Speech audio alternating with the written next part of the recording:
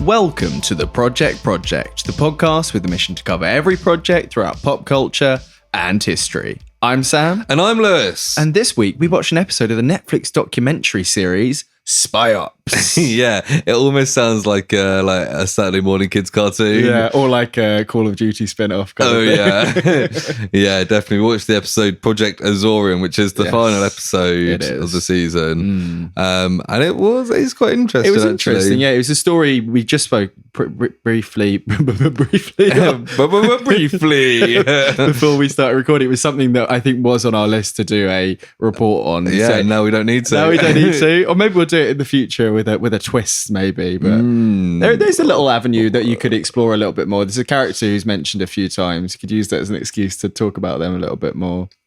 Howard Hughes is mentioned quite a bit. Yeah. But yeah, it's a fun story, isn't it? It's very Cold War. There's a bit at the start they're going, this is what the Cold War is, and talk about it for like 5 minutes. I feel like we watch so much stuff that's set in the Cold War that takes its time to explain the Cold War, and it's like we get it. And it's like the Cold War finished like 30 odd years ago. Like it's still in like living memory for a lot of people. Yeah. Most people have. Yeah, it's making it accessible though, isn't it? But yeah.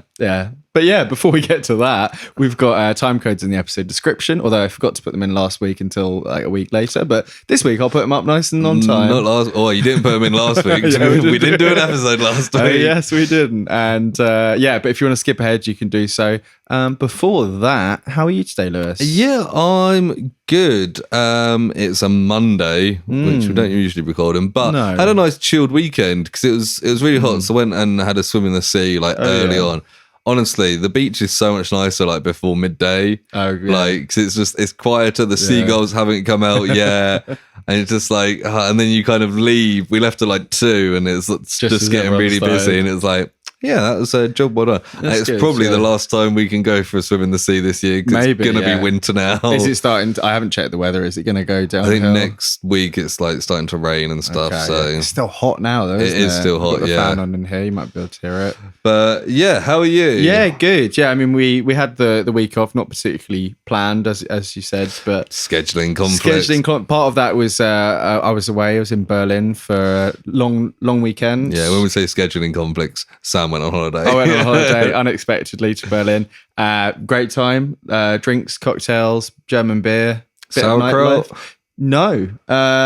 We did have currywurst. Gave us food poisoning.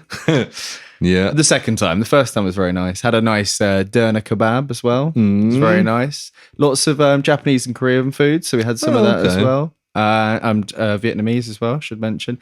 It was very good though. Yeah, did a bit of nightlife. None of the big clubs. Didn't really have the time to wait like an hour plus in the queue, wearing all black. Pretty much the way most of those are. Yeah. But it was good. We actually, the day that we had food poisoning, we watched a lot of Disney movies in German because they were just nice. They played like 5 back to back. It was like Lion King, Mulan, Tarzan, and Phil Collins does all the songs in German, which is quite interesting. Yeah, I knew that because he did for like Tarzan. He re-recorded the soundtrack in like 6 languages. That's it. Yeah, I was like, okay, well at least I'll know the songs. It's like I kind of still, but it was good because those are ones we'd both known quite well. Yeah. So it was quite easy to watch it. Whereas if you're watching like a fully German show, there was like a show that was like German Hollyoaks, and I was like, you can kind of tell what's going on, but like it's not as fun as watching something you know. But it's not quite like those Latino dramas where it's just chaos. Not quite as not as quite as interesting as that. No, but yeah, it was a good time. But yeah, I'm back now. I'm back in the UK. I was going to say US of A. I'm not in the US. No, you're in the PP studio. Yeah, in the PP studio. The snakes have missed you. Yeah, they have. Yeah, they've been hissing all day. Yeah, they're still growing out their legs that we decided they'd grown last time. Something to do with toxic waste, I think, wasn't it? Yeah. Maybe nuclear materials from some warheads we might be talking about. Maybe. Put them in the corner. Yeah, I think they're happy that you're back. They are. They look it, don't they? Yeah, bless them. Behind those bars. I like how we both keep looking at the same spot. We are, because that's where the snakes are. That's where the snakes are, yeah. But enough about snakes. What's the first segment, Luke? Well, it might not be enough about snakes.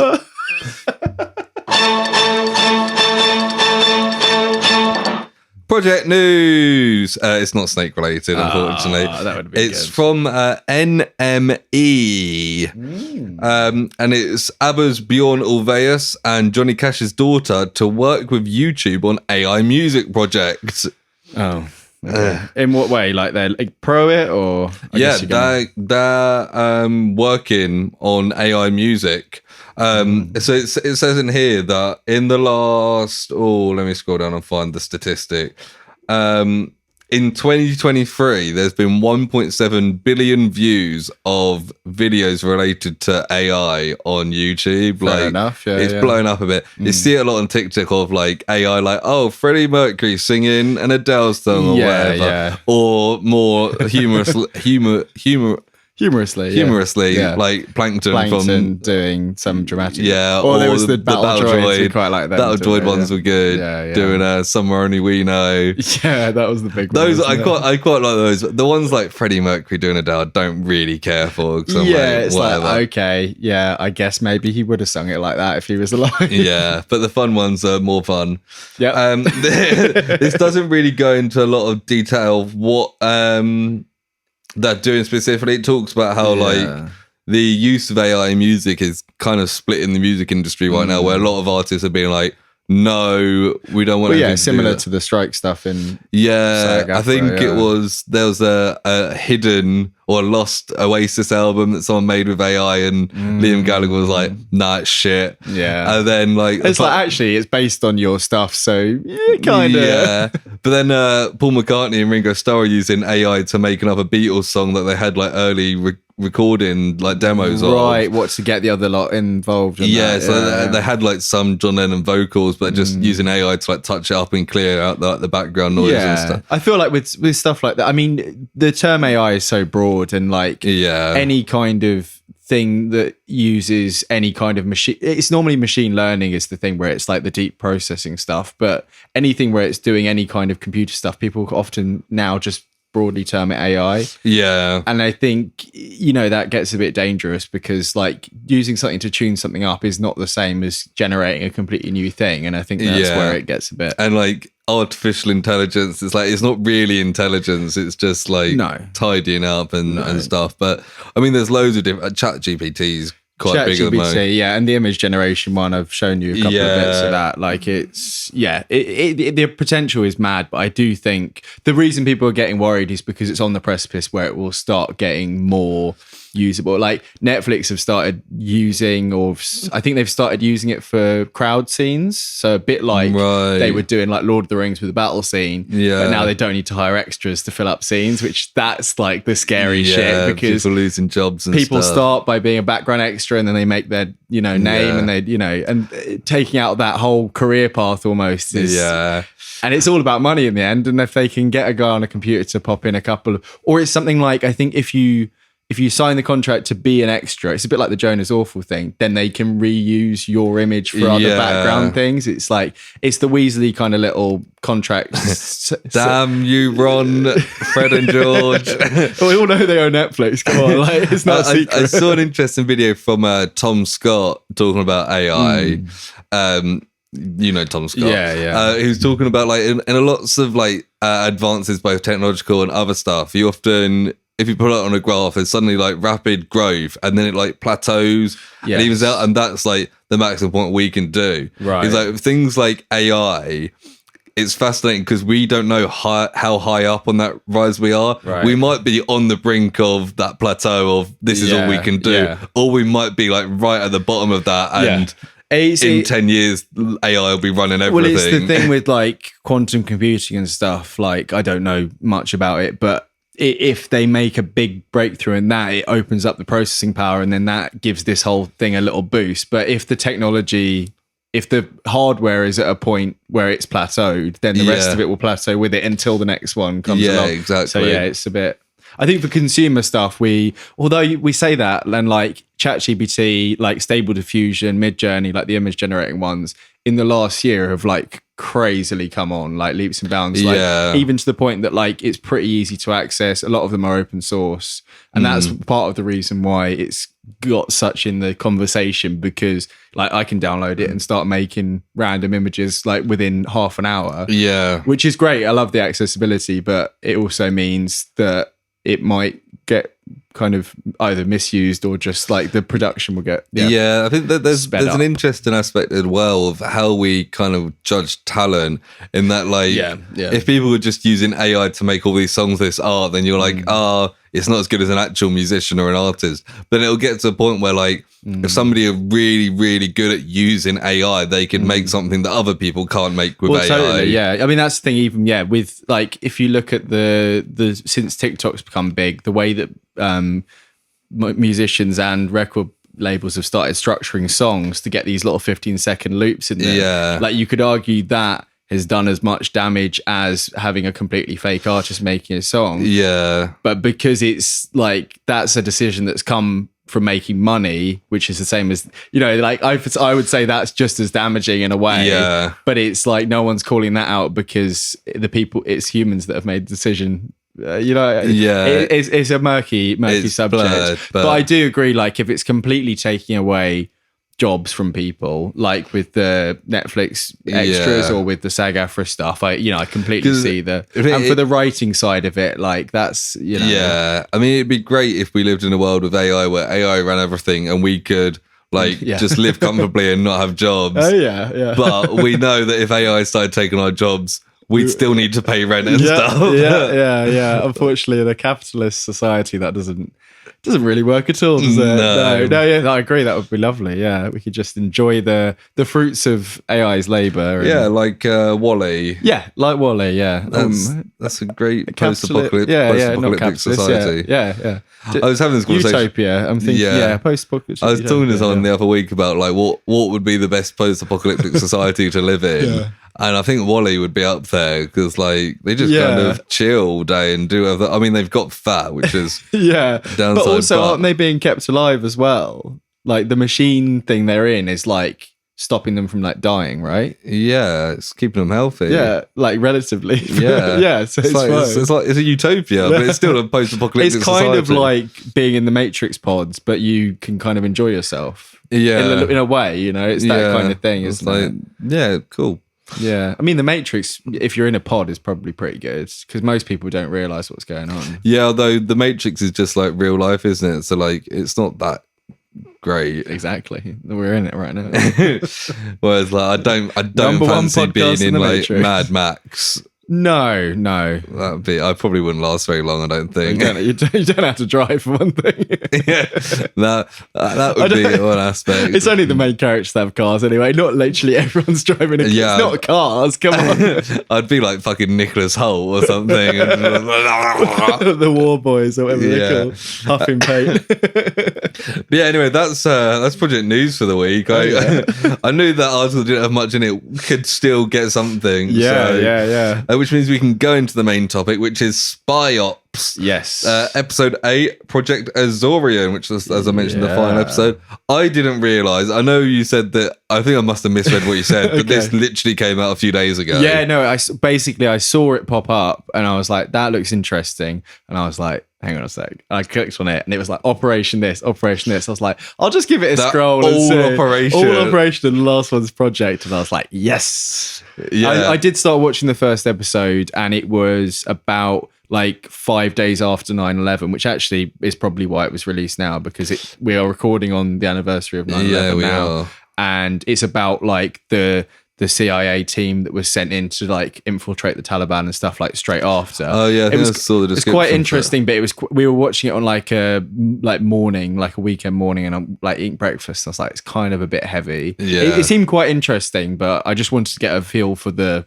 series before we kind of committed to it. Yeah, it's pretty interesting. But fair enough. So obviously, because it's a Netflix documentary series, so it's not much background info. I also haven't got any trivia because this came out 3 days ago. Yeah. But we'll wing through it. So the description for the whole series on Google is intelligence operatives from MI6 to the CIA share insider stories of spycraft, Cold War campaigns, and coups carried out by covert agents. Nice. And that sounds fair. It made me laugh that like intelligence operatives from MI6 to the CIA. It's like, oh, the two main ones. yeah. Like, any other one's going to be in there? I mean, they have a Russian guy in there. From KGB. Oh, no, he wasn't. He was just Navy, wasn't he? Navy guy, yeah. Yeah, I was like, oh, from the MI6 to the CIA. What a range of people you've got there.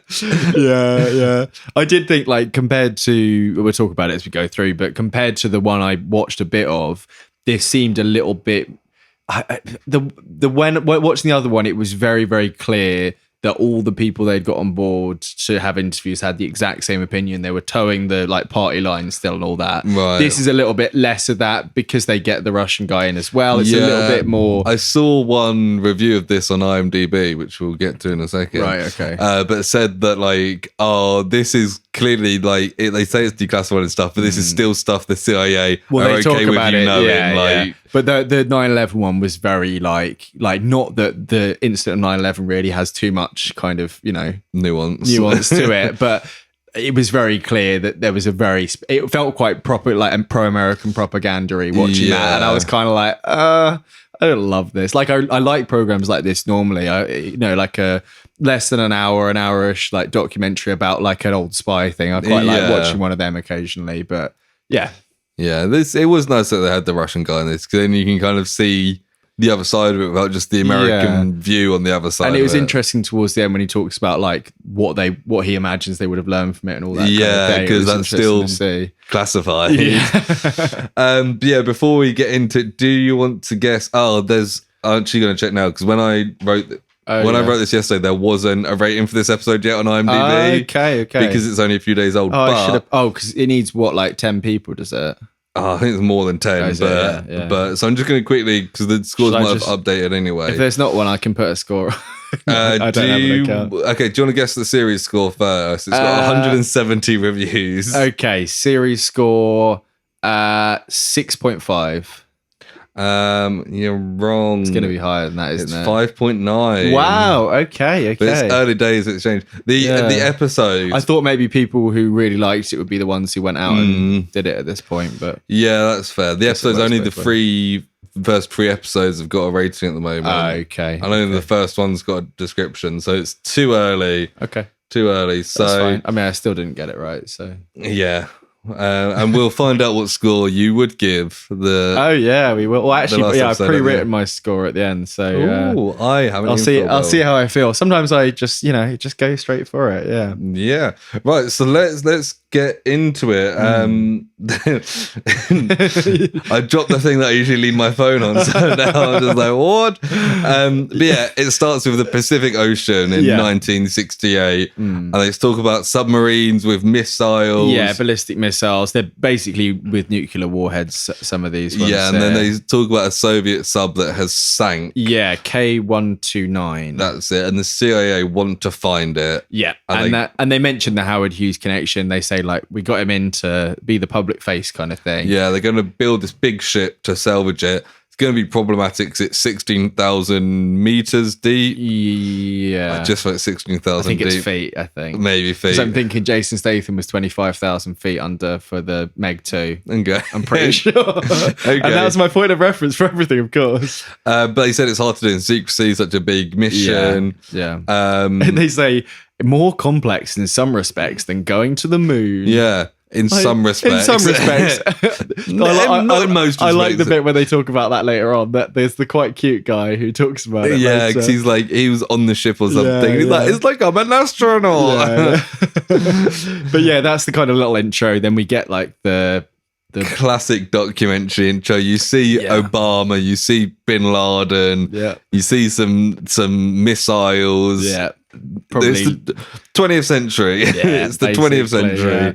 And then, we meet this guy called John Cardwell, who is a photographic interpretationer. Yeah. Interpreter is probably the right word for it.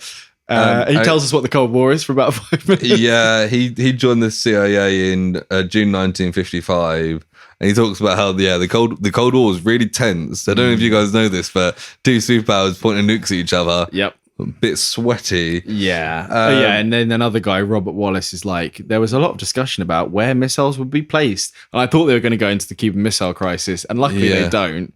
But instead, he talks about how usable submarines were to launch missiles. Yeah, because at this point they didn't quite know in the mid to late 60s. Yeah, and there's also a guy, Todd Bennett, talking about how they spied on each other, but like he's got like a map up and he shows like it's like the two newest states of America, Alaska and Hawaii.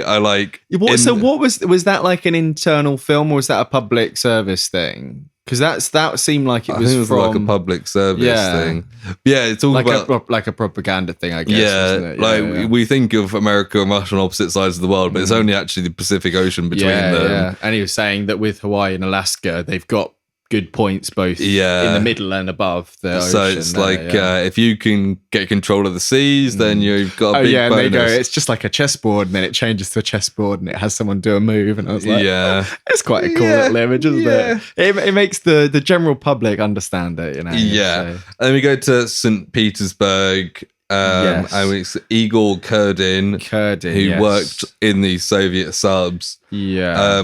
And he said they built like 24 Golf class subs with missile ranges of 880 miles. Yeah, which is quite impressive, isn't it? It's quite a lot, yeah. And they speak later on about like the cities they could hit and stuff. Yeah, that was a bit scary. when it shows some of those, I was thinking about like, you know, you think about like, oh, potentially what could have happened in that. Like, I mean, even in this case, it really highlights that like one mistake and both countries would have been completely annihilated immediately.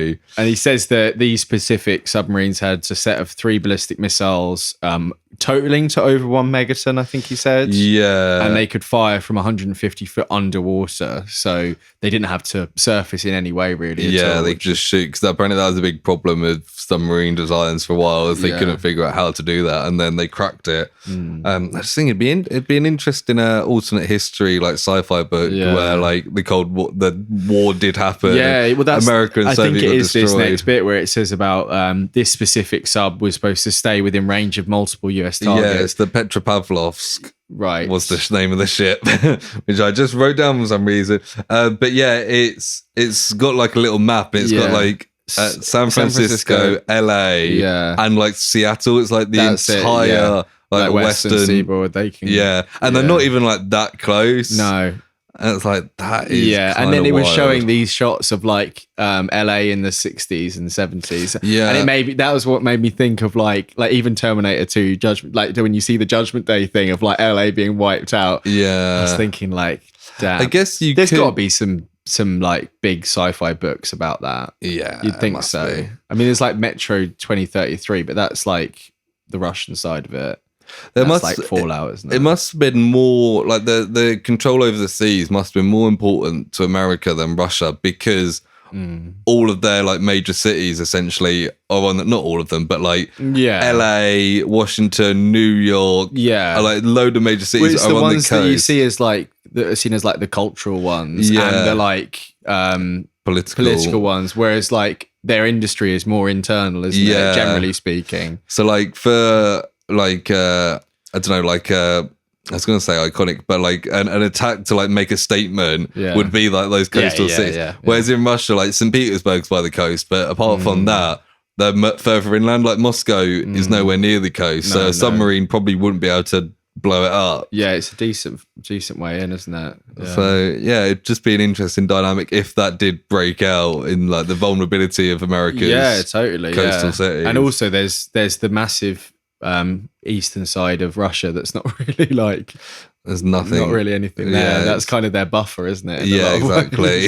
Yeah. So and you'd have to, I mean, to be fair, if they went to war with America, I'm sure like Germany and like the Scandinavian countries would be like, come on through. But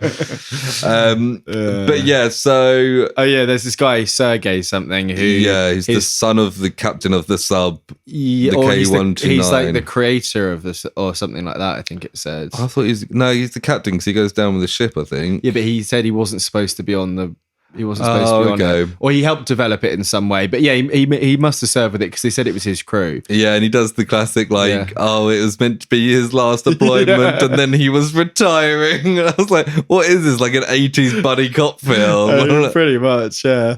And then we go to 11th of March 1968. And they say after the K-129 left its destination, its place it was. The port. I can hear noises in the background. After it left its port or whatever, it went radio silence as it was supposed to, but then it was supposed to check in or something. Yeah. And then they didn't hear anything.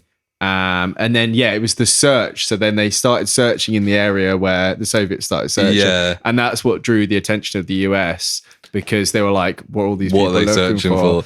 And they didn't release an official statement. Yeah. They just said, I think they told the families that the 98 people on board, which had a lot of people. Yeah, died serving their country. Their country, which is like, I guess that's the way it happens in espionage. Yeah, it's true. Yeah. And they said that the US had an underwater surveillance system. Yeah. And that was one of the things that helped them find the area of where it happened because it was like an acoustic signature of the explosion of it. Yeah, the Soviets must not have as advanced surveillance system as I think because it must have been set up on the land probably, like it was like a sonar situation. No, I think you see the points on a map at one point. It's like a triangle in the North Pacific. Oh, okay, right. They've just sneakily gone off and put a little thing down. Yeah. But yeah, because they've got that, they could locate the K-129. Yeah. And they were like, we need to go find this immediately. Yeah. They get a submarine there to photograph it. Yeah. So they're like, and they say it's 3 miles below the surface. And this is where that John guy from before, the photo analyst guy, gets involved because they get him to look at these really crazily blurry photos. Yeah, but he's really excited by it. Yeah, and they say they want to see if because you could see the missile tubes. They wanted to see if there was anything in them. Yeah, that was recoverable. So what do you imagine this guy did? Did he just do the 1960s version of enhancing it? Yeah, I guess so. He must have just or because they're quite blurry and you can't see much, maybe he was really good at figuring out what bits are. It seems like a really weird job. It sounds like a fun job in a lot of ways. Yeah. But it's kind of this guy's really good at it's like magic eye pictures. He's really good at I feel like it may not have been his only job in the CIA. No. Well, considering he's also a hitman. They keep him, it might be. They keep him on board for the rest of the project. So he must have been doing more than just that. It's this is the guy that told us there was a missile in the tube. We've got to get him to see the whole thing through. But yeah, he says there's probably a missile. So Henry Kissinger, being the great man that he was immediately I want that warhead because that's the sort of man Kissinger was. He's the one who's in that Simpsons episode, right? And he drops his glasses in the toilet. I think Homer finds his glasses and he's wearing them around and he thinks he's got really smart because of it. Oh, really? He goes to visit Mr. Burns for some reason and he's really bumbling and he drops his glasses down the toilet. Fair enough. I don't remember that at all. I don't know what episode it's from, but I'm pretty sure it's Henry Kissinger. The US Navy are kind of given this plan to recover the thing, but after looking into it, they're like, it's not really feasible for us. Yeah. So they hand it over to the CIA. Yeah. And they're like, we're happy to do anything. We don't care about international law. Yeah, because they literally say in a sec, recovering a warship is a break of the international law. Yeah. And then they just don't say anything about... But the CIA are always breaking international law. As we know, anything with project in the title that's related to CIA is always unethical. Committing a war crime. Or a civil rights crime. Yeah. Breaking some sort of... they are literally breaking international law. They mentioned about the Geneva Convention later. I don't know if this specifically breaks that. I was watching the other day, I watched this documentary called When We Were Kings, which is about the rumble in the jungle, Muhammad Ali versus George Foreman fight, which was hosted in Zaire. Yes. Because they put up 10 million. And it talks about the president of Zaire who was your stereotypical dictator, awful man, committed atrocities and corruption and stuff. And it was like, oh yeah, he was the second president of Zaire after the socialist leader got rid of the foreign influence, became president, and then was killed by the CIA. And they put in this awful person. I can see where that was going. And it was like, oh yeah, that's the CIA. I know. That's the main thing that they did, isn't it? Really? Overthrow left-leaning leaders to put in a horrible fascist dictator. Yeah, anywhere south of the equator, pretty much, isn't it? Maybe not even that. But mainly it seems to be. I suppose I'm watching a documentary about Muhammad Ali and the CIA are still the villains. That's probably got a project title, although that's the kind of thing that doesn't get declassified, does it? So they can't. Maybe in 25 years, when they declassify even more stuff, we can reboot the podcast with all the juicy new files that come out. Juicy new files, and just do a weekly, which country the CIA overthrow this week? We can find out what was in this submarine, maybe. Spoilers. But yeah, they assemble this team and they call it Project Azorian. Yes. Fortunately for us, none of that Operation Azorian. No. And they theorize what could be on board, don't they, as well? Yeah, because they're like, we want to raise it, we want to get these warheads, but also we could find out like tactics and plans. The and Russian things like guy that. talks about like codes that they can use they could break into telecommunications. And that sort of and then this bit when they're like, recovering a warship is illegal. It's that one guy that's like seems to be some sort of like documentarian, like researcher. He's the one who mentions like the French version of the book later on as like the way to find out more and all that. Seems to be quite knowledgeable, but he says that and then it just no one else comments on the fact they just broke like a massive international war.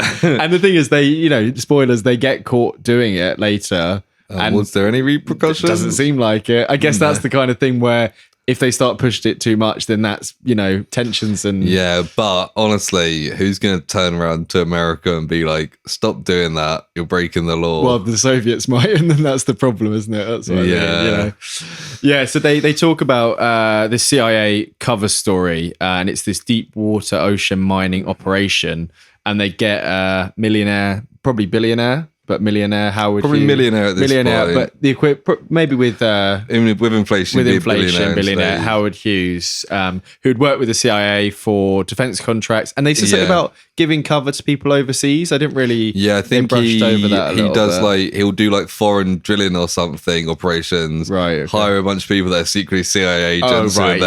Okay. Doing stuff. And they mentioned one crucial thing is his company is a private company. It doesn't have board members or on like the public trading things, so they're not accountable to anyone. What was it we've talked about recently? Oh, not recently, like in the last 6 months, there's something else, or maybe I watched a documentary where it's something that they do. Something the US does quite often, where it's like they talk about it as a black box in this, but it's not really the right term for it, but like a lockbox for operations, because you can't do those legal things that freedom of information type things. It's a way around it. It's like I think when we were talking about the Manhattan Project, because they didn't want to be members of the military. That was it. They were technically working for a university. Yes, that was it. I knew it was fairly recently. Yeah. Just because it means they don't have to. They're not answerable to anyone. That's it. Yeah, and it means that it hides it all. Yeah, and this worked quite well because there was loads of big news stories about this project. Yeah. The cover story, they're doing this big deep sea drilling. Nobody's done this before, and everyone's kind of like astounded by it. Like a big hiding in plain sight situation. Yeah, exactly. It's like I can go one of two ways. Like, it's got everyone's attention. Like if there's a leak or something. Well, it's kind of the way it goes, isn't it? I didn't get his name, but it's this old like engineer guy who was quite cute, and he was talking about how engineers really love a challenge, and he was like, oh yeah, he was a little bit like a cute version of the old man from Up. Yeah, like a little old guy, Yeah, and they build the ship, and it's like 600 feet long. And they talk about like they've got this massive hollow inside. Yeah, they call it like a moon room, I think, because it's like a moon pool. Moon pool, yeah. Which is it can fill up and stuff. But it's also got this huge claw that can go down. Yeah, the capture vehicle. Which turns out not to be the best designed claw. No, they don't really think about the fact that, multiple years underwater. Things can break. Yeah, I mean, you'd think submarines would be able to withstand a bit of that. But also, it's a submarine that's sunk, so it's technically already broken. It's true. 1974, though, there's a nighttime burglary in Hughes's warehouse, which is immediately super sus. It's the kind of thing that, like, it's a little bit Watergate. It's a little bit that kind of thing, isn't it? And it's mostly papers that were stolen, which included a memo which outlined the whole project to Hughes. It's so ridiculous. It's like, this is so obviously either espionage or like press stuff, and it goes to the press later, but I imagine this is through some sort of like either Soviet or anti-CIA like counter-espionage stuff, right? It's gotta be. But it's also one of those things that's like, oh, the memo was so clear and obvious. That also seems like a fake story. Like, right, okay, like the leak is still a cover-up of something. Or even they knew there was a leak, so they faked a burglary so they could be like, oh no, it wasn't that guy talking to his mistress last week, it was this memo that we just made up. It's all suspicious. It's very suspicious, or because it's very, the way they're framing it is as if someone burgled the warehouse and then just happened to take it and then realized later they had this in their possession, which could happen. And that's the kind of thing that would be like a film thing, like, story, you accidentally have the most important thing and now you're on the run. I just imagine like someone go like a classic criminal with a balaclava, just be like, oh, I'll grab this. And then there's just a piece of paper that says, right, so we're building this big ship and we're going to pretend we're drilling, but what we're actually doing is going 16,000 feet underwater to get this sunken Soviet submarine so we can get a nuclear warhead, and be like, oh, that's interesting. Oh, lovely. Nice bit of reading for my train journey home. But the CIA are concerned about this leak, apparently. Yeah, they're basically, if the cover's blown, then they can't do it at all, basically. They can't do the project but at all. They go ahead with it for now. Yeah. And the ship goes out, it gets to the location, and the Soviets are like, well, what the fuck is that ship doing there? Yeah. Like, that's weird. Did they say how far out off the coast it is? Because it's a decent, like, it's in the middle. Based on the map that it was doing, it was like halfway between America and Japan. Yeah. So, like, well, if the range is 880 miles, it's probably not too far under that to get coastal cities, if you know what I mean. I don't think it reached that range yet. Okay, it was going to there, but sunk earlier. Yeah. But this big Soviet warship just like turns up just to like have a look. Yeah, and they say that it had all the kind of like radar dishes and globes on it. It was really clear that it was like a surveillance ship. Yeah, they saw that there was like a helicopter on the ship and they had a helipad, and they were just all panicked to like run and put boxes and cover it up so it can't land on there. So good. Which would have been so funny if the Soviets go over and just land and just be like, hello, what are you up to? What's going on? I thought this is the kind of thing that you'd imagine in like a docudrama of it, where it's like, oh my god, they've taken off. Like, oh my god, what are we gonna do? We've got a massive helicopter pad there. Quickly cover it with just boxes. Put boxes and crates. They mentioned as well to like hold up the cover story. This ship is completely unarmed and it's unprotected. There's no like other like Navy ships around there protecting it, because that would blow the cover. Yeah, it's just this massive ship with like a load of scientists and engineers. Yeah, and they probably had some CIA agents on there. Yeah, like, but undercover, but like not like as in like cannons or anything like that. Yeah, and they say the crew members felt like really vulnerable when they saw this Soviet ship, because they're like, if that would destroy us in seconds if it wants to, and we've got no way of fighting back. Like, most of them aren't they're not trained or anything. But fortunately for them, the Soviets conclude that they were actually drilling. Somehow, for some reason. I guess it looked like a drilling ship. Yeah. Because I guess because they don't know what's inside it and all the secret stuff. It's pretty cool. It's like this, it's almost like a G.I. Joe, like Thunderbirds thing, where it's like this big exterior shell and there's like a secret thing inside. Secret bit inside. It's quite cool. But then a tugboat, a Soviet tugboat appears. Yeah. And it just says like, every now and then it would just come by and just annoy them and just get a bit close to their way. It's like, that's so like petty. It's like, I mean, the Cold War was nothing if not petty. Yeah, exactly. And the fact it's this little unarmed boat is like, I guess they can then get away with being a bit more close and personal. Yeah, it's like that story of the Americans dropping like large condoms over Russia with a label saying like small to like affect morale of the Russians, thinking the Americans have much bigger dicks than them. So silly, isn't it? Such literally like a dick measuring contest, isn't it? Yeah. But they set down the claw. Yeah, they say the claw was called Clementine. Yeah. It's got lights and cameras so you can see what's going on. Although when they talk about that, it makes it seem like it's this modern thing with like live feeds. But the way they talk about it later, I think it was constantly taking photos. Yeah. Because they said they have to press refresh to see the latest thing. Yeah. So it's quite funny, but it makes sense for, what is this, 74 at this point? 74, yeah. Yeah. But the claws like go under the shit, but they say the floor's harder than anticipated, but they like lift the sub up. They say the bottom was harder than anticipated. Because I thought that was funny.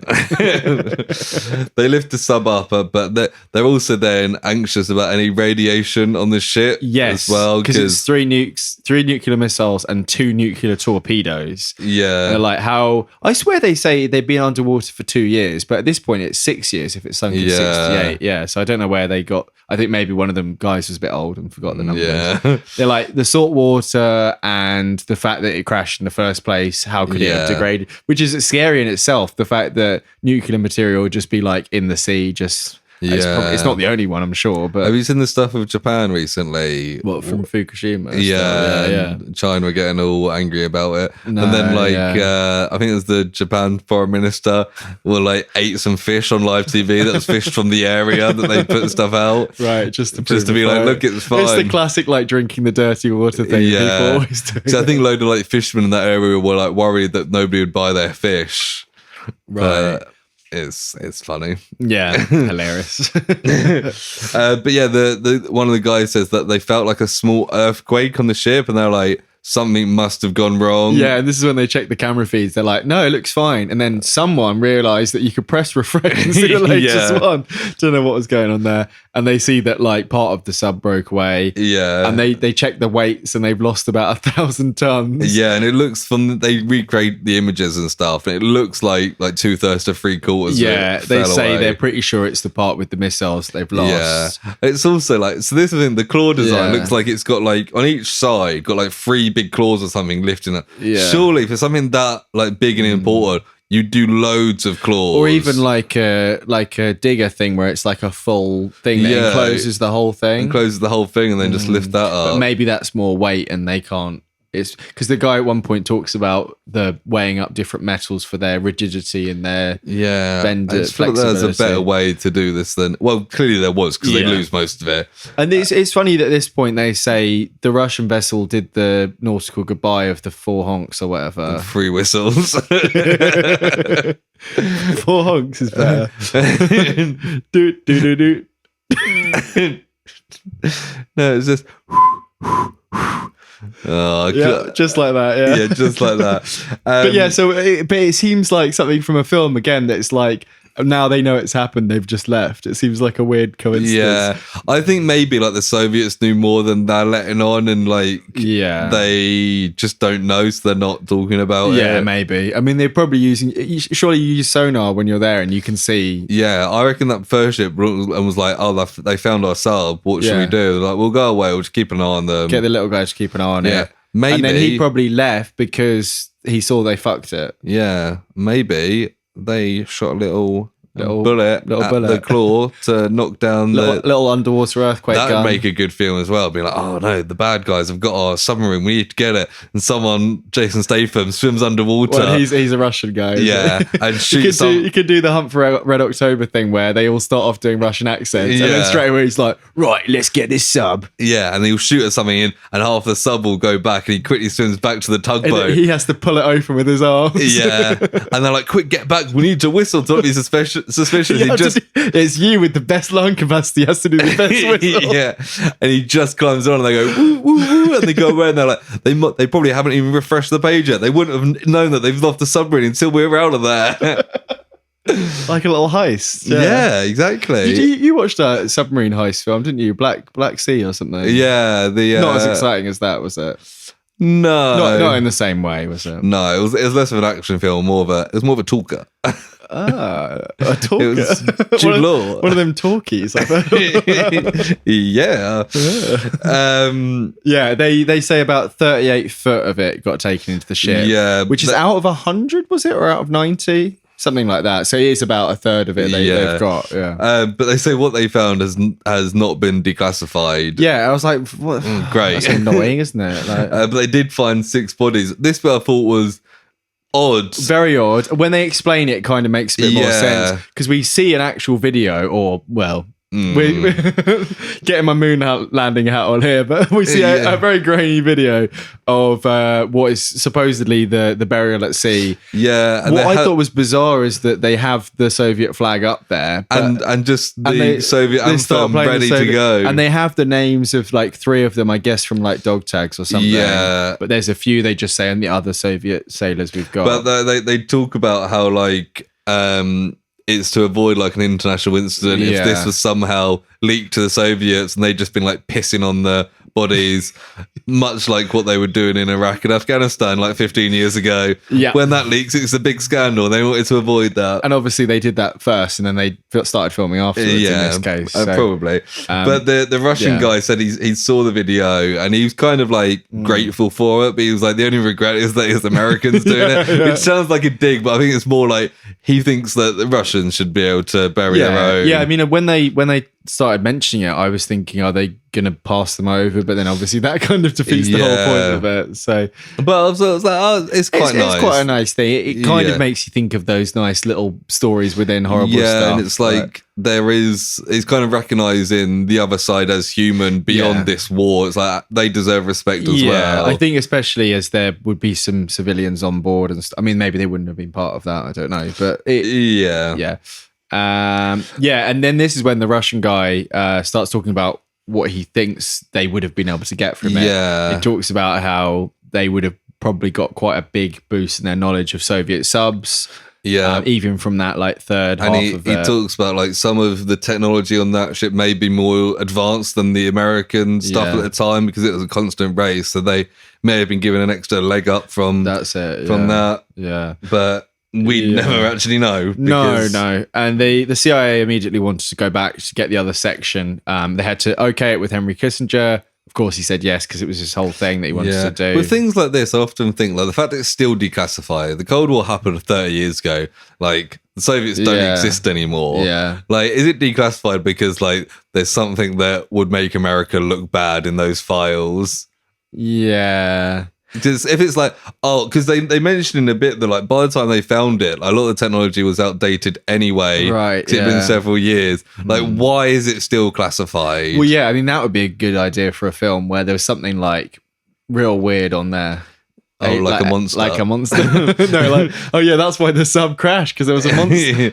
I mean, that's not a bad idea for a film. What is it? Apollo 13 was like, what if the 13th one had an alien on it or whatever?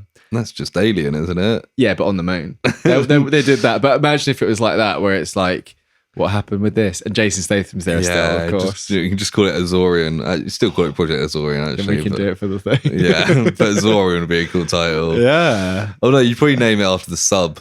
K129 is not a great name for a film, is it? No. But yeah, it does make you think of like, what were they up to that it's probably, can't be classified? Because if it was something, that made the Soviets look really bad, like say, as well as nuclear weapons, there was like illegal chemical weapons on there as well or something. Yeah. That you'd imagine that would be the kind of thing that would have come out as like, look how bad the Soviets were in the late 60s. It might be that, the Americans blew up that sub and that's the stuff they found on it, but the Soviets didn't know that. A big American bomb stuck in it. Yeah, that's the missile that's the missile they wanted to find their own. Yeah, with Jason Statham inside it still. He only had 4 years of oxygen and he stretched it to 6 because of his lung capacity. Yeah, but yeah, it's interesting. But yeah, it gets to February 1975, just after Kissinger's been like, yeah, go get it. And the New York Times have this leaked memo. LA Times is the first one. Yeah, LA Times. Sorry, I heard Times. I missed it. I was like, I'm going to go with New York. There was New York Times later. Yeah, they leaked the story. Basically, we're assuming comes from the memo there. Yeah, and they talk about the link between Howard Hughes and the CIA and going to get a sub. Yeah, and it comes back to the burglary. Yeah, and then like the newspapers just know like all of this project. I think by May they say there's a follow-up story. It's interesting that the only bits they declassified was the bits that were leaked. Yep. Yep. Honestly, there's way much more to this than we know. I'm sure of it. Yeah. But yeah, because the newspapers leaked it, the operation's cancelled. Maybe they leaked it themselves to cover up and be like, oh no, we didn't get it, but they actually did get. Yeah, I mean, they might have got the whole thing the first time. Yeah. Or they might have gone back like in January 1975. Yeah, they got it, and then who's to say?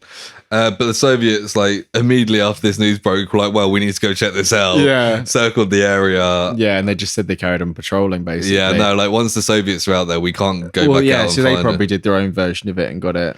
But then you'd think that would have, but then maybe the files got destroyed or something. Yeah, a lot of Soviet files, particularly in this era, just don't exist anymore. So we don't know what was going on. Yeah. But they say we still don't know what they found. Yeah, this is the bit where the guy who's like the researcher talks about the best source for this is William Colby's memoirs. Yeah, published in France because it was out France because it was outside of the CIA's like jurisdiction. Who's William Colby? Was he in this story, or is he just a famous guy? Okay, don't know. But according to him, there's still one missile down there. Well, when they left, as far as we know, I mean, there's absolutely no way there's a missile. Especially if they're making a Netflix program and saying, like, in the sea here, like, there's a nuclear missile. If not America or the Soviets, like some pirates or something would have gone out there and got it. Yeah, or like some billionaire crazy man. Yeah, like James Cameron. Oh, I was going to say Elon Musk, but yeah, or the Titanic guys. That's what they were getting. Come on, wait. Where did they sing? It's the wrong side of America. No. They were going under America. Everyone knows that. Yeah. This bit I found quite cool. When they're like investigating when the newspaper leaked, the CIA said that they can neither confirm or deny the accusation. Yeah. And that was the first time that was ever used. Yeah, that was like their go-to line from now on. And it became known as the Azorian response. Yes, yeah. And then it goes to the CIA's first tweet was the CIA can neither confirm or deny this is the first tweet of this. That's quite fun. It's like playing into its own, because that's just a thing, isn't it? I didn't know it was the CIA thing. It's probably like you've seen it in all like spy dramas and things like that, and it's like, oh, okay, I didn't realize it came from this. That's cool. Yeah, it's good to know the etymology. Yeah. They said it cost $350 million plus. Yes. So for what it was pretty expensive. This is funny as well because they talk about whether it was a failure or a success. Yeah. And earlier on, they were like, it was part failure, part success. And then like, this is basically just a load of guys involved being like, no, it was definitely a success. But it's like, yeah, but at the end of the day, you succeeded maybe a third. Yeah. And this one guy's like, oh, it's not a failure. It was only partially successful. The main point was to get the warhead and we failed to do that. It very much reminds me of sometimes we get particularly like right-wing Americans talk about how they didn't lose the Vietnam War. And it was like your one goal was to stop the spread of communism and you left and the country was communist. Like you didn't, you lost that war. And the guy even saying we failed to do that. If that's the main goal, you failed, didn't you? Your main goal is to get the warhead. You didn't, you failed. Unless what they found on that section was worth the money. Maybe in that sense, But I mean, in terms of the public story, it's a failure. Story, absolutely. They probably found old Jason Statham, the zombie. The original version of him that was before they cloned him and made him into a diver and movie star, it was just before he was in the Commonwealth Games.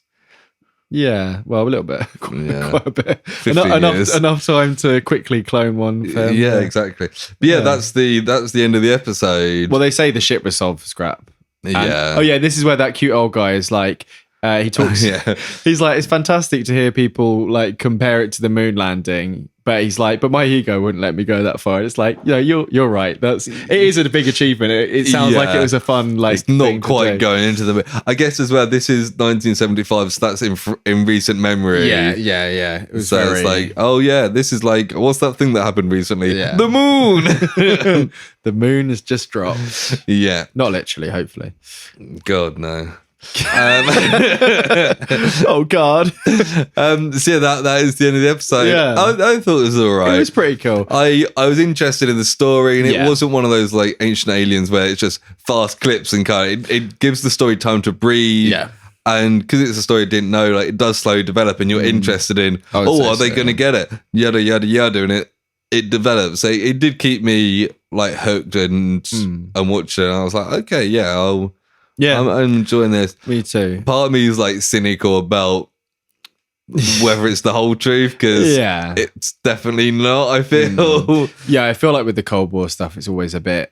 Yeah, I'm interested. I will go back and I agree with pretty much everything you said there, apart from that one bit. No, I agree with that. I'd be quite interested to watch other episodes and see, because that first one I didn't love because it felt very pro-American, and they're not going to get a Taliban guy on to explain, but they had like some people from the Northern Coalition or whatever they were called, the guys in the north of Afghanistan that were fighting. Yeah. They had a couple of them on talking, but it's like, but you're on the same, you're on the same side, you're in the same camp kind of thing. So, but I might have a look through the other topics and see if there's one that takes my interest. So I feel like anything that's fairly recent will be highly favourable towards the US. Yeah. Anything that's a bit old, like Cold War stuff, it's like, how much of this can you believe? Well, if they say MI6, there might be a good like British one. Yeah, it might be interesting to see a British thing, but it's also, can you believe everything in MI6? Oh, no, not at all. No, it's just as bad, isn't it? Yeah. But no, I like this. I don't know. Like you say, like the structure wasn't anything particularly interesting. They did a couple of little CG bits of like the underwater stuff. Yeah, but it wasn't like over the top, like horrible things like we did for the UFO Declassified with the blonde women. The blonde women standing on top of that ship. No.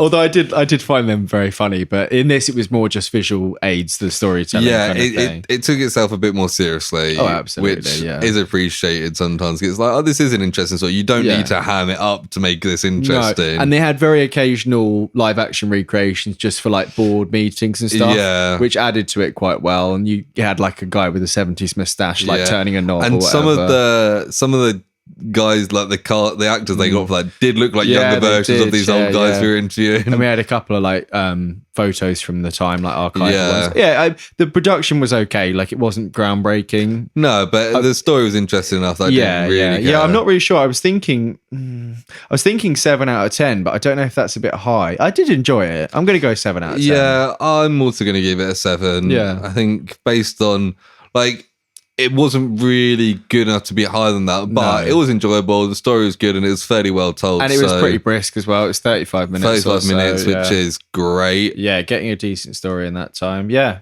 No, it was good. Yeah. Cool. 7s all round. Woo! From me, you, and the snakes. Yeah, they all gave it 7. 7. Which means we can move on to the next segment of the show, which is called Personal Projects.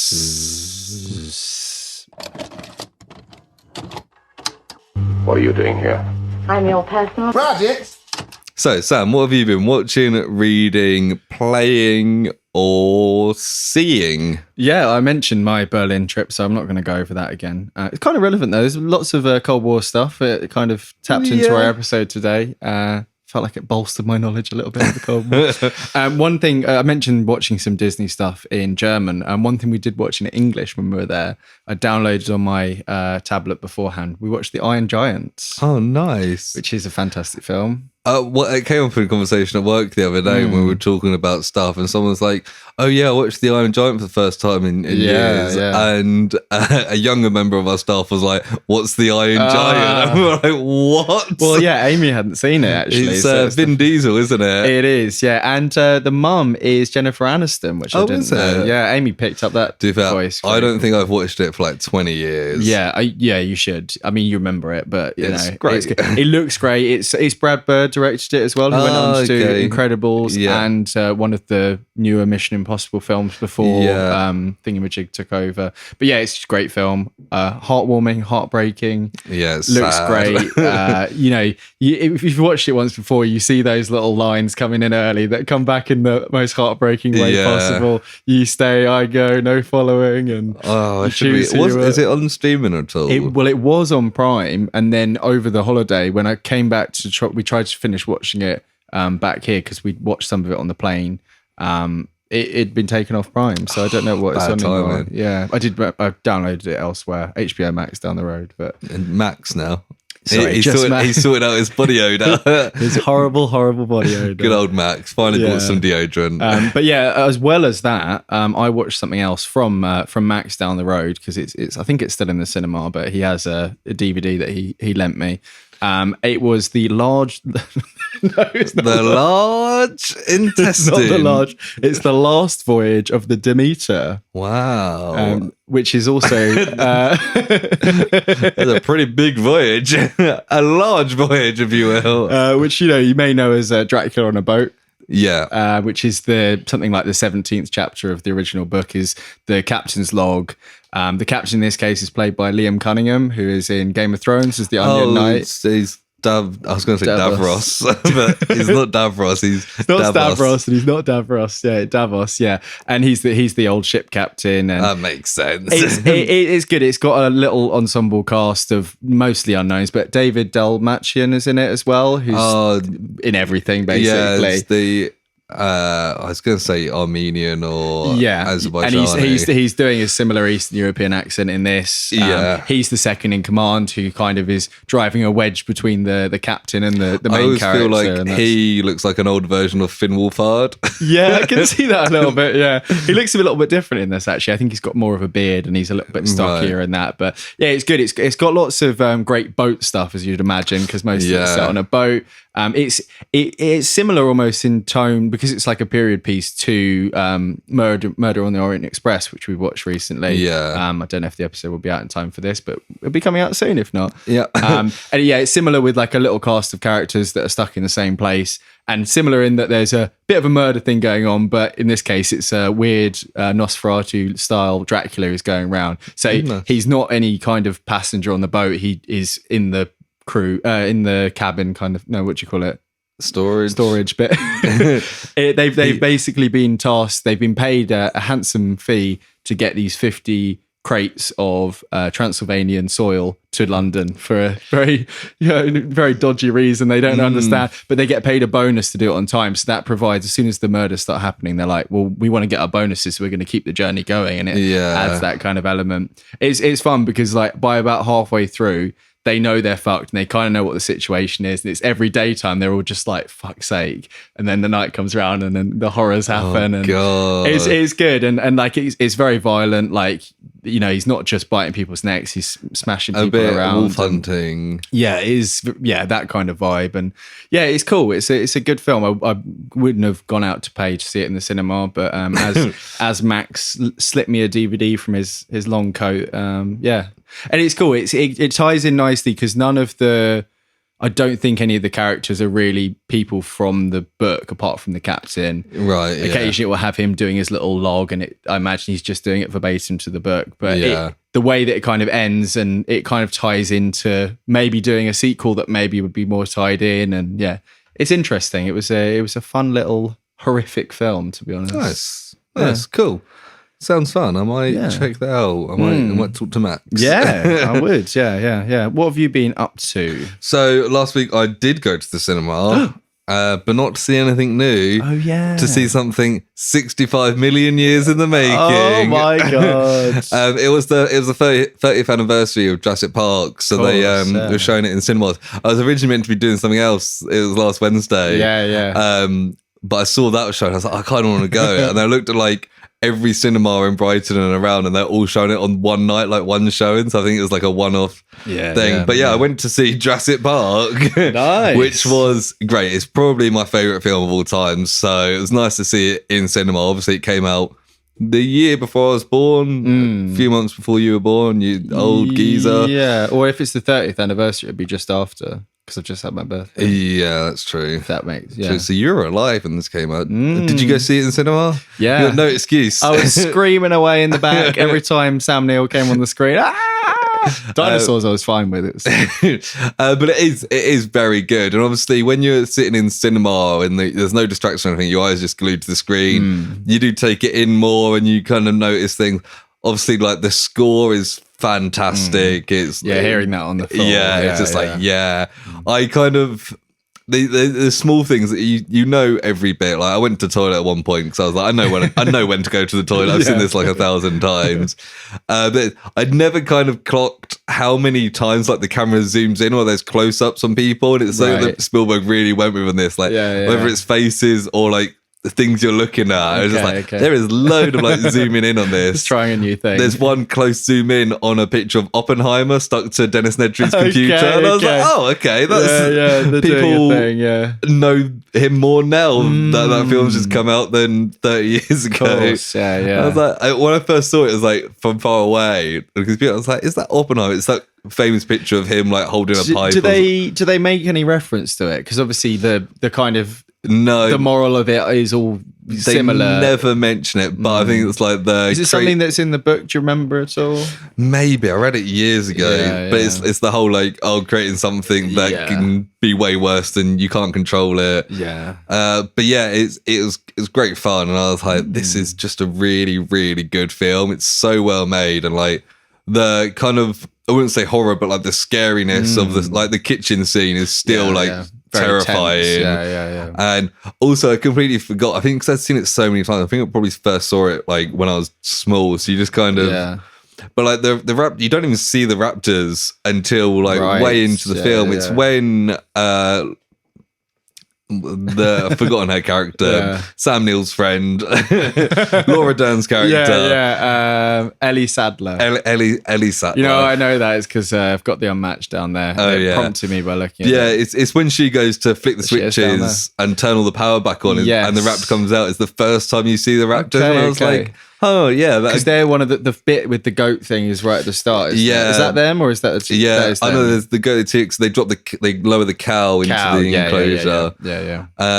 But yeah, it's really good, and obviously like seeing on the big screen, some of the CGI where they've used CGI is a bit more noticeable with like some of the raptor bits and like the Brachiosaurus, but like when they use the animatronics, it's just like, this looks really good. Like the T-Rex just looks fantastic throughout. Especially on film as well. Like it's on film on the big screen as it's meant to be. Yeah, exactly. It's never going to lose that kind of resolution that CG might, you know. Yeah, exactly. But it's just really, really good. I could talk about Jurassic Park all day, but I won't. I'll move on to another big animal film that I watched. Oh yeah. On I want to say Paramount Plus. I saw 2021's Clifford the Big Red Dog. I knew it was going to be that. I knew it. I literally was going to say, is it Clifford? Because it was in the kaiju round and it was on my mind. Yeah. When you did the quiz. I did the quiz. I was going to jokingly say that. Fuck, I should have said it. But yeah, it's fairly entertainment. Yeah. Like who's the human characters in Jack it? Whitehall with a bad American accent, which is really weird because like so the whole thing is he's looking after his niece because her mum's off doing work. Right. And that's when they get the dog who's a little puppy at first and then is there like reasons for it? John Cleese. It's like a mystery. John Cleese is like a mystery animal thing, and she wishes she had someone. I think it's like, he'll be as big as you love him, sort of thing. Right. Okay. It doesn't matter. He gets big. He gets big. Yeah. And it's really like Jack Whitehall, his sister, has got a British accent, but they explain his American accent by saying he's lived in like LA or whatever it is for like 20 years. And it's like, but he's British. Why not just make him do a British accent? Yeah, I guess they wanted to connect with the American audience. Yeah, but the stuff with Clifford is good fun. I've seen a couple of clips of him running around the city and all there's one sad bit towards the end where, you know, the police and stuff are after him and he's cowering down. So they do a bit of a King Kong thing, do they then? Kind of. So there's this company that do like animal experiments. They've got like a 2-headed goat and stuff, and they say, "Oh, he's ours because he's a giant dog." Right. So the police are trying to get him to give back to them. There's one bit where Clifford's like cowering down there on the floor, and the little girl's like, "He's trying to be small, so he's not like a weirdo." And it's like, oh, that's quite sweet. I was a little disappointed. It's one of those. It's a kids' film, so it is what it is. But it kind of ends with like the little girl doing a monologue to save the day. Okay. And it was like, oh. And she convinces all the horrible people not to be horrible. Yeah, okay. And it's like, fine, whatever. Yeah. It's not my favourite way to end the film. But yeah, I mean, it's good fun. There's lots of stuff of him running around. There's a bit where, you know, those big like Zorbin balls that people have. I knew there's something with a ball. I've seen. He chases one of them in a park, and it's like, oh yeah, that's fun because he's a puppy. Yeah. But yeah, I enjoyed it. So fair. Okay, if you want to stick on like something very easy to watch, easy, like it's probably like an hour and a half, like kids film. Yeah. Do it. It's nice. It's quite good fun. To hear, yeah. You're checking off those kaiju films then. Yeah. The main girl, the little girl who adopts him, is Darby Camp, who is in Christmas Chronicles. Did you ever watch them? I watched the first one. I can't remember if I watched the second one. And it's her and the guy from Jurassic World. She looks slightly familiar, yeah. Yeah. I was like, I'm sure I recognise her from something. But yeah, it was fine. So it's a nice fun watch. Oh, cool. Yeah, and John Cleese is a weirdo in it, which is John Cleese these days. I was going to say, it's just like himself in real life. But yeah, that is what I've been watching. We've collectively been watching something else, though, haven't we? We have. So we have now watched the 3rd and 4th episode of Disney's Ahsoka. Yes, we have. What did you think of them? Well, should we do 3rd episode first? Because I feel like there's not as much to talk about in that. And 4 I thought was a bit more substantial, because 3 starts with a bit of training with Sabine, which is quite fun to see. It leads on from the it's quite nice to see someone do Jedi training who's not automatically really, really good at the Force. So it's like, oh yeah, no, there is some people that struggle with this. David Tennant robot says, like, she's one of the worst candidates they could have got. I like the space fight, and they kind of learned the dogfight in space. They learned to kind of work together. They're kind of doing the maneuvers with the tail gun. Yeah, and it's like, let me follow on this. We get Mon Mothma come back from the Senate committee thing. What was she in? Andor, yeah. And she's Chancellor now, which I can't remember if we'd heard that before. I mean, it makes sense for her to become Chancellor. Yeah, I imagine that something's got to happen to her. I mean, she might just be too old by the time Leia. No, she's general, isn't she? Yeah. Oh, because when is it Coruscant that gets blown up by the triple lasers from? Yeah, so she might have been Force on there, Awakens. but we just don't know. I guess. Also that's like 20 years from now. That's what. Yeah, she might be too old. For it's quite nice to see her again. I like that actress as was Mon good. Mothma. Yeah, and I like that they're kind of what she called here is like, hey, we need to go do this, and they're like, no, we can't. We're being government. I like this continue. We've seen it a bit in The Mandalorian and the Book of Boba Fett of this development of what the New Republic is like. When it's like, actually, there's still loads of Empire people in this because you have to. It's because like the paperclip thing, isn't it? They ran the world. And there's some people who are still loyal. Yeah, but it's like the bureaucracy almost seems to get in the way because they're being super careful about everything. That seems to be the whole thing. I liked when the David Tennant droid is doing the scan, and they're trying to get close to the thing, and they're getting shot, and he's scanning the big gate thing, and he's like, scan complete, and then their ship just like explodes. And then they hide out in the little forest, which before that's fun. the little spacewalk with Ahsoka's got a spacesuit on. And she's doing the lightsaber stuff. It's one of those. It's pretty cool. This was Dave Filoni written all over. He directs episode 5, so not this one, but like it was cool, and it's one of those like. It's and we see the space whale things at the end, which ties into with the spacewalk fight and stuff. It's like every now and then they think of something else that a Jedi could do, and it's like it makes sense. Like Anakin probably could have done that. Have we ever seen space suits like that before? I mean, it looked pretty cool, but I don't think I can remember seeing a space suit. I don't think so, no. But it was fun to see. It was pretty cool. Yeah, episode 4 I felt it's a pretty good episode. It's a little bit of a filler one in a way. But not in a like all this dogfighting stuff was still very good. But like plot wise, it didn't move stuff forward massively. We get some cool stuff in episode 4 with the fighting. 4 was great. The one-on-one fight. So you've got Sabine and the apprentice fighting and Ahsoka fighting, and that's cool. The person that's just mysteriously a ghost, like whatever. There's there's like the Inquisitor one that they fight in the forest. And when she kills it, it just like turns into smoke. Oh yeah, and it's the one that everyone was like, either this is Ezra or it's this guy from the Force Unleashed game, and it's like it's not going to be that guy. It's just nobody. It's just nobody. I liked this as well. Before they even do that, there's lots of like, she's saying to Sabine, if it comes down to it, it's better to lose Ezra than let Thrawn out. And it's like, this is obviously going to come back in a bad way. Yeah. Even the Dave and Tennant droid does like a little fight because obviously he's trained to train people. Yeah, so that's quite it's cool. good fun.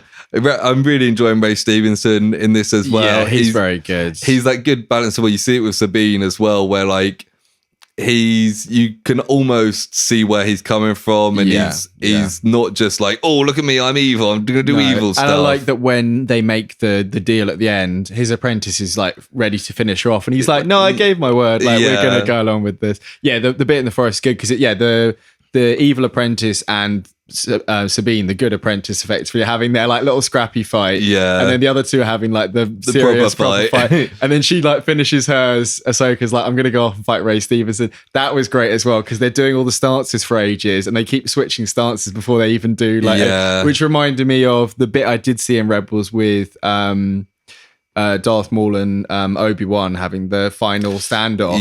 That's kind of similar in that they do change in the stance, and then it's just the one hit and that, isn't it? But there's that cool bit as well where because Sabine turns up first, doesn't she? And you can kind of see like the look on Ray Stevenson's face where he's like, oh shit, my apprentice is dead. Okay, like they were fighting, only one of them's turned up. Fuck. Turns out she's fine, but the forest bits are all good, and then he's trying to get in her head about Anakin, and he's like, oh, Anakin turned evil, you're rubbish and all that, and it's like the mind games before it even starts. And she's just like, I just don't want to talk about this. I think I've seen it in a couple of trailers where he's like, oh, Anakin spoke very highly of you, and she's like, Anakin didn't mention you. He never mentioned you at all. That's a great thing. And then obviously we see Anakin at the end. And it's what we said, that the place between worlds or the tree between trees or whatever it is, like that is what that is, right? At the end. It looks exactly like it did in Rebels. So it's like, and the last we saw, Ahsoka was thrown off a cliff. It's kind of seems like she was floating in the water, but then it transitions to this space. Yeah, it's not exactly clear how she's got there. No. And I've seen people online have zoomed in it. They've said that he has Vader's lightsaber and not his lightsaber as Anakin. Oh, so I don't know if there's something a bit fishy going on there. That might be people getting it wrong. But maybe not. I don't know. But there's something interesting going on there. Yeah, the fact that she's back there, that opens up a world of possibility. She went there after fighting Vader and finding out it was Anakin in that episode. Well, right? Ezra pulls it because the last we see of that episode is her fighting Vader. Yes. And then it kind of closes off and we don't see what happens. And then so the assumption, I guess, is that she did originally die there, maybe. Yeah. Then Ezra goes into this place, sees that fight, and just as she's about to be killed, kind of like pulls her out. And that's like a year or so later, isn't it? Yeah, I think so. That's what I got confused. Because I remember we talked about it before and I was like, Ahsoka time traveled in some way. And that's what I was thinking of. But I think I thought it was I thought they pulled her from like a really older time. No, so Ezra pulled her in and then I can't remember. But so she's been there before, so she'll probably know what this place is. Right, okay. Which is interesting. And it's like, Anakin, like, is this like a vision of hers? Is it a Force ghost? Yeah, is it a Force ghost? Yeah, I mean, that could explain the Vader lightsaber thing if he's... Yeah. And if they're in this timey-wimey place, then... He could be a Force ghost. Like he could be like or he could be meditating back in the past to reach out to her there. I guess this is set after Vader's died. So so it could work. Yeah, because he probably, if you matched up the digitally added Anakin Force ghost, it probably wouldn't look too different to that. Potentially, so maybe that's what could be a Force ghost. That'd be quite cool. Yeah, I'm glad they keep thinking of ways to bring back Hayden Christensen because it's always nice seeing Anakin. Nice, and with the whole Sabine thing, so she gives in and she obviously wants to see Ezra. So she's now kind of the prisoner of them, but gone along for the ride. Yeah, Hera and the same few cops that we saw before. Yeah, the guy from Kim's Convenience. Yeah, that keeps showing up. It's always nice seeing him.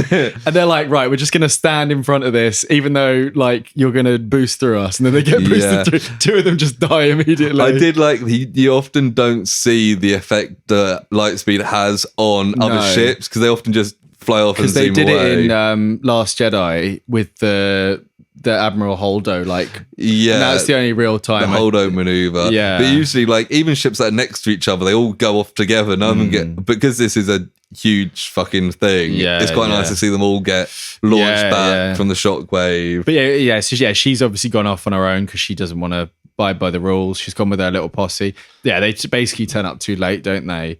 They don't know where Sabine is. They don't know where Ahsoka is. Yeah, and there's no way really of finding out. Oh yeah, and her kid is like, "Mum, I've got a bad feeling about this," or whatever. Yeah, like, oh no, thank God for that. But yes, we're halfway through the series now. I'm enjoying it. Yeah. Like it's good. I think the first and the fourth episodes have been the best so far. Okay, cool. Yeah, I would agree. I think the fourth was easily my favorite because I think the first was a little bit fan servicey for Rebels for me. Yeah, so I liked Rebels, so exactly, it's nice. But, that's cool. I think, so you said 5 was Dave Filoni? No, 5 is Dave Filoni. So, I mean, if Sabine's just gone across, then Ezra's going to be back, baby. Ezra's going to be back, or Thrawn's going to be back. It'd be really interesting to see what's going on there. Like, absolutely no idea. Yeah, because like we don't even know where they are, what they've been up to. No. Have they just been chilling and playing chess for the last 10 years? I mean, what could happen? You know, like with Kang in Quantum Mania, where he just like built this whole area in his new place. Yeah, could be that Thrawn's taken over a whole thing. Ezra's imprisoned, or rebel fighter is probably rebelling. If that makes But yeah, the fact that they've I did hear something somewhere about flashbacks for Ahsoka, but I don't know if it was people like just theorizing or not. These are pretty tight productions. Think, like, with the tree thing, it could be that maybe she revisits points in her life now. Yeah, because maybe that's what 5 will be. Maybe it will be all there. And it will be Dave Filoni being able to redo some of his moments in live action.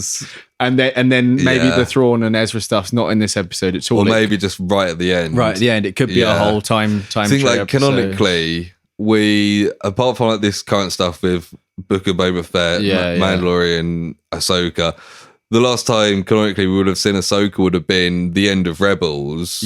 Or actually Clone Wars Season 8, where it kind of overlaps. Oh, is there posts?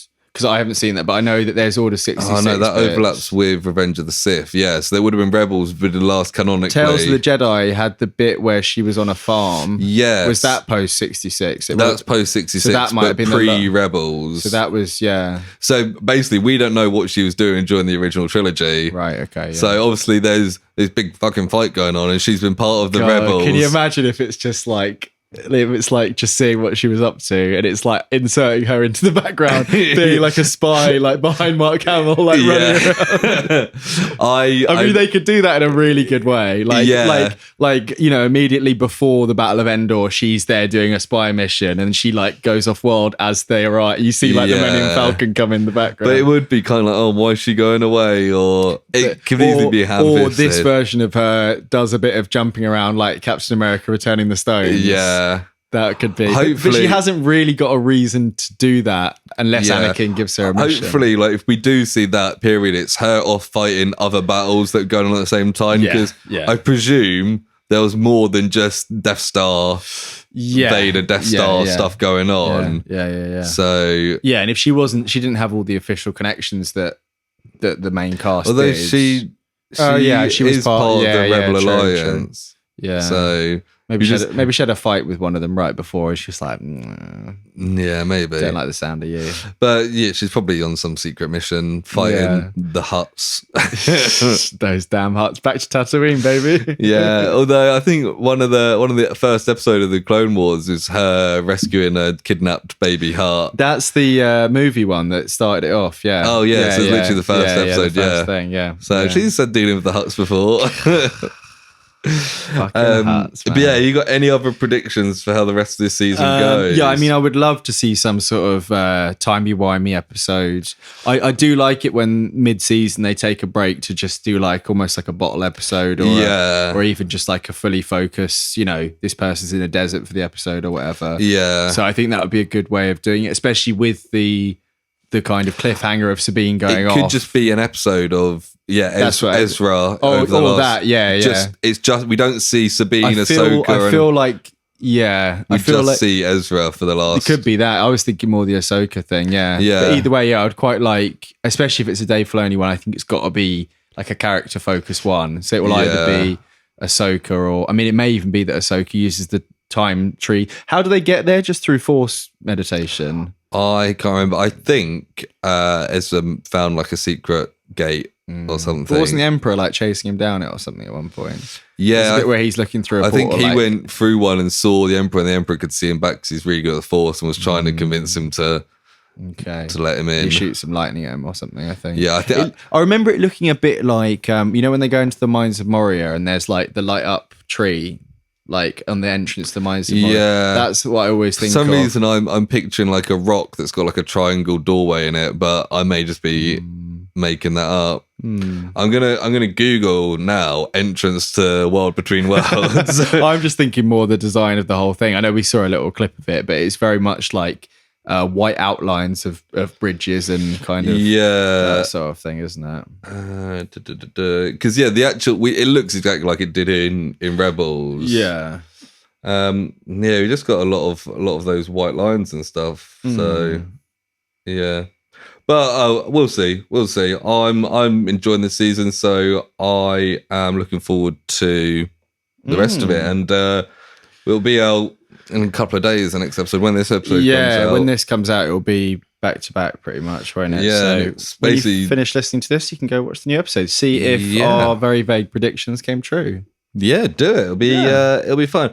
But apart from that, I think that brings us to the end of the episode. Yeah. Thank you for listening. Hopefully you didn't even notice that we were missing for a week. You've just gone straight back into it. I'm sure. I mean, I listened to another podcast because I had no project to listen to. Oh, God.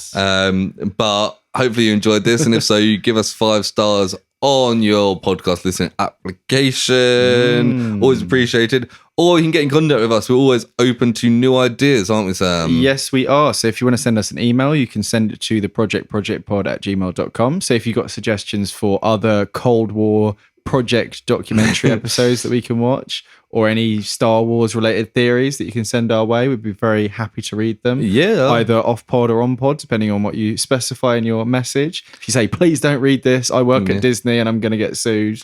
Obviously, we'll read that on air, of course. Yeah. But otherwise, the other ones we won't bother because that's boring. But yeah, you can also find our social medias in the link tree in the episode description. So if you want to find out when new episodes come out, or if you want to see clips on the TikTok, you can find them there. Yeah, do it. But thanks for listening. I will hear you next week. Goodbye. Do svidaniya. Bye.